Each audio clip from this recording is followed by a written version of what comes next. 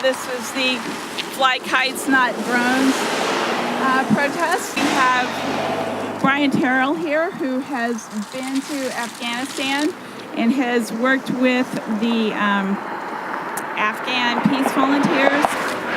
So glad you're here, and we're with the people who are flying kites today in England and New York State and Colorado and Nevada, various places, and we're in international solidarity. What's happening in Kabul is a increase in violence by ISIS, Daesh, by the Taliban, which is directly correlated to the increase of violence by the United States, NATO, and Afghan forces, that have increased their bombing raids some 300% in the last few months. My friend Kathy Kelly, many of you know, was in Afghanistan with the peace volunteers a few weeks ago when the shooting happened in Florida, which affected these young people very much, and very understanding what it's like to experience that kind of horror. They were recognizing that how celebrating the youth of Florida rising up and speaking out. But they remembered that what happened when the youth in Ferguson, Missouri rose up. They were met with tear gas and police. And they asked themselves, what would happen if we spoke? Would we be listened to? It's a very important question. Are we going to hear? A young man named Nasser was talking about international teen solidarity to challenge both the U.S. military and the National Rifle Association to end the assaults on human life. Our goal must be to demand that every person around the world agree to stop producing and using weapons. And I think they recognize something that we are often missing here. We speak of military-style weapons that do not belong in the hands of civilians. But we do not see those same weapons being used any more responsibly in the hands of our military, in the arsenals of our police. And when we're talking about disarmament, we're talking about gun control, we also have to speak of, and perhaps there first of all, getting these weapons out of the hands of our military, getting them out of the hands of the people here at this base.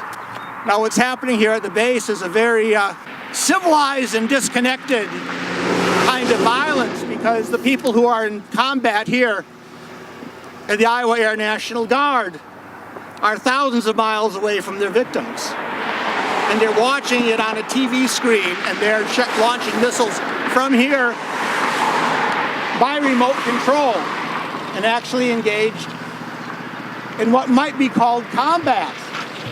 But of course, in this so-called war on terror, the battlefield, the combat zone, who is a combatant has been very much blurred and expanded beyond recognition. And schools and hospitals, funerals and weddings are now a part of the so-called battleground. Colonel Wilson, professor at West Point, says this: 10,000 miles away in the comforts of an air-conditioned room, prosecuting warfare through armed drones? Might that be the new face of a potential My Lai in the future? Asked Colonel Wilson, professor at West Point. Unfortunately, the question has been answered, and it's yes. So we're here to remember the young people of Afghanistan, the very heroic young people that I know and work with in Kabul. And it's not close to being done. And it will not be done until the occupation stops. It won't be done until these drones stop flying. We're asking them to fly kites instead of drones. So before we leave, if any of you'd like to come with me, I want to take them down to the guard down there. Oh, yeah, close the gates. So they're going to close the gates. Not worried about you.